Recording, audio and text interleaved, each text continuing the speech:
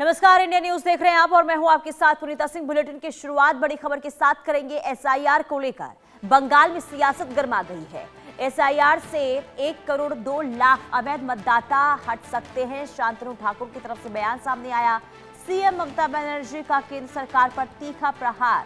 बंगाल में एसआईआर लागू नहीं होने देंगे। इससे सबसे ज्यादा नुकसान मतुआ शरणार्थियों को होगा, तो ये कहा गया है ममता बनर्जी की तरफ से। केंद्रीय मंत्री और बीजेपी सांसद हैं शांतनु ठाकुर। उन्होंने दावा किया है कि दावा करते हुए उन्होंने कहा कि एसआईआर से 1 करोड़ 2 लाख अवैध मतदाता हट सकते हैं। केंद्रीय मंत्री शांतनु ठाकुर ने दावा किया कि चुनाव आयोग के विशेष गहन पुनरीक्षण यानी कि एसआईआर के जरिए पश्चिम बंगाल की मतदाता सूची से लगभग 1 करोड़ 2 लाख अवैध मतदाता हटाए जा सकते हैं। इस पर तृणमूल कांग्रेस ने तीखी प्रतिक्रिया व्यक्त करते हुए चेतावनी दी है कि इस कदम से सबसे ज्यादा नुकसान मतुआ शरणार्थियों को होगा। पश्चिम बंगाल की मुख्यमंत्री ममता बनर्जी ने स्पेशल इंसेंटिव रिवीजन यानी एसआईआर पर केंद्र सरकार को चुनौती दे दी है। उन्होंने कहा है कि बंगाल में एसआईआर नहीं लागू होने देंगे। ममता ने कहा कि पश्चिम बंगाल अलग है। सीएम ने यह भी कहा कि एसआईआर की चर्चाओं से बंगाल को अलग रखा जाता है। अधिकारियों को बैठकों में बुलाकर धमकाया भी जा रहा है। तो ये बड़ी खबर हम आपको बता रहे हैं। बिहार के बाद अब पश्चिम बंगाल में एसआईआर को लेकर सियासत गर्मा गई है। दरअसल आपको बता दें कि जो दावा किया गया है बीजेपी सांसद की तरफ से, और ये कहा गया कि बिहार में जब मतदाता सूची अपडेट होगा तो उससे 1 करोड़ 2 लाख मतदाता जिनके नाम हटा दिए जाएंगे। अब इस पर सीएम ममता बनर्जी जो गरमाई हुई हैं और लगातार बीजेपी पर प्रहार करते हुए इस वक्त नजर आ रही हैं। रैनिक दत्ता हमारे संवाददाता तमाम जानकारी के साथ लाइव जुड़ चुके हैं। रैनिक, एसआईआर को लेकर देखिए लगातार पश्चिम बंगाल में सियासत गरमाती हुई नजर आ रही है, लेकिन जब अब बीजेपी सांसद की तरफ से ये जानकारी दी गई कि मतदाता सूची से 1 करोड़ 2 लाख मतदाताओं के नाम हटा दिए जाएंगे, इसके बाद अब कैसा माहौल पश्चिम बंगाल में?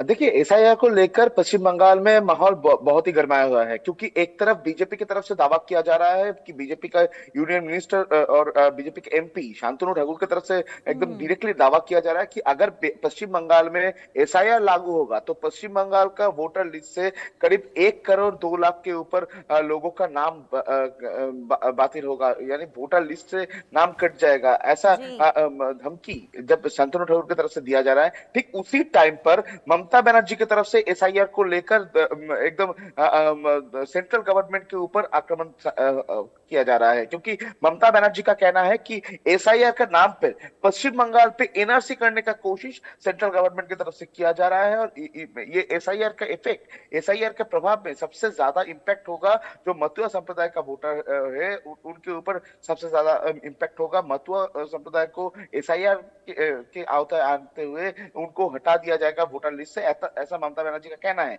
दूसरी तरफ ममता बनर्जी की तरफ से यह भी दावा किया गया है कि पश्चिम बंगाल में किसी भी हालत पर वो एसआईआर लागू नहीं होने देंगे। एसआईआर का नाम पे जिस तरीके से कमीशन का मीटिंग में अधिकारियों को बुलाकर धमकाया जा रहा है, वो नहीं मानते हैं, ऐसा ममता बनर्जी की तरफ से कहा जा रहा है। ममता बनर्जी की तरफ से यह भी दावा किया जा रहा है कि एसआईआर को सामने रखते हुए एनआरसी करने का जो कोशिश वो किया जा रहा है, क्योंकि अगर देखा जाए तो कल तृणमूल कांग्रेस की तरफ से सोशल मीडिया में 2 पोस्ट किया गया था। 2 पोस्ट में नदिया में रहने वाले दो परिवार के पास 2 चिट्ठी आया है, जो कि असम सरकार की तरफ से ये चिट्ठी आया है। उस चिट्ठी के माध्यम को सामने रखते हुए तृणमूल कांग्रेस की तरफ से दावा किया गया कि इसी तरीके से एसआईआर के माध्यम से एनआरसी करने का जो कोशिश वो किया जाएगा, जैसे कि असम सरकार की तरफ से अभी किया जा रहा है। यानी किसी भी हालात पर तृणमूल कांग्रेस ये साबित करने का भी कोशिश कर रहा है कि एसआईआर के नाम पे एनआरसी करने का जो कोशिश वो सेंट्रल गवर्नमेंट की तरफ से किया जा रहा है। और इसी वजह से ममता बनर्जी का कहना है कि ये जो एसआईआर को पश्चिम बंगाल में किसी भी हालात पर लागू नहीं होने देंगे। दूसरी तरफ शांतनु ठाकुर और बीजेपी का जो भी टॉप मोस्ट लीडर्स है, उनकी तरफ से दावा किया जा रहा है कि पश्चिम बंगाल में जो फेक वोटर्स है, उस फेक वोटर तृणमूल कांग्रेस का एक हथियार है, और उसी को नष्ट ना होने देने के लिए ममता बनर्जी चाहते हैं कि बंगाल में एसआईआर ना हो, ऐसा दावा बीजेपी की तरफ से किया जा रहा है। यानी एसआईआर को लेकर पश्चिम बंगाल का राजनीति जो है वो उसमें सियासत गर्म हो चुका है, क्योंकि एक तरफ लेकिन तृणमूल रैनिक कांग्रेस की तरफ से सेंट्रल गवर्नमेंट को टारगेट किया जा जी, रहा है, तो दूसरी तरफ बीजेपी डायरेक्टली टीएमसी के ऊपर हमलावर है।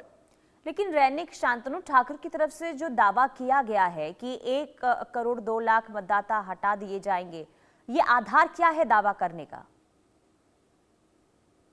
देखिए, ये आधार अगर देखा जाए तो पश्चिम बंगाल का बॉर्डर जो एरिया है उस एरिया का तस्वीर आपको देखने पड़ेगा, क्योंकि पश्चिम बंगाल में बांग्लादेश के साथ जो मैक्सिमम एरिया शेयर किया हुआ है, जो बॉर्डर एरिया है, उस बॉर्डर एरिया में हमेशा ही एक तस्वीर सामने आता है कि फेक वोटर पकड़ा जाता है। दूसरा, बांग्लादेश से इलीगल तरीके से पश्चिम बंगाल में आकर पश्चिम बंगाल का वोटर कार्ड उनके पास रहता है। बहुत सारे फेक वोटर कार्ड तैयार करने का जो फैक्ट्री, वो फैक्ट्री को भी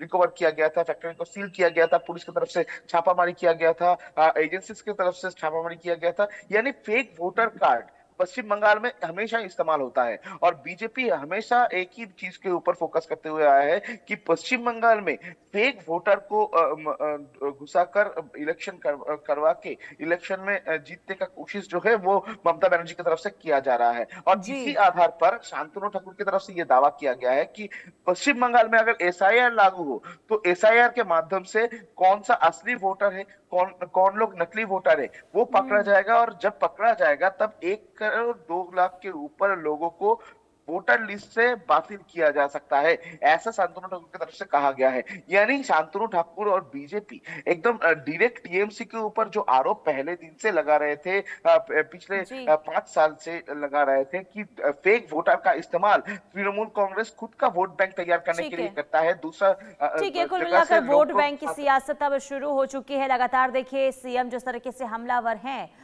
बीजेपी पर, अब देखना यही होगा कि आगे इस पूरे मामले को लेकर क्या तस्वीर देखने को मिलती है। बहुत शुक्रिया रैनिक तमाम जानकारी देने के लिए।